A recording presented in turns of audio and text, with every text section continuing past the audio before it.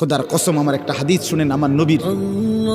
আল্লাহর নবী সাল্লাল্লাহু আলাইহি সাল্লাম বলেন, সালাসাতুন হারামাল্লাহু আলাইহিমুল জান্নাহ, তিন শ্রেণীর ব্যক্তির জন্য, তিন ধরনের ব্যক্তির জন্য জান্নাত হারাম। কি হারাম বলেন না? কি হারাম? জান্নাত হারাম। এক, মুদমিনু খামরিন, নবীজি বলেন মদখোর, মদ যে খায়, নেশাখোর, মদখোর, গাঁজাখোর, পুট্টাখোর, বাবাখোর, ডাইলখোর, এই হারামের জন্য জান্নাত হারাম।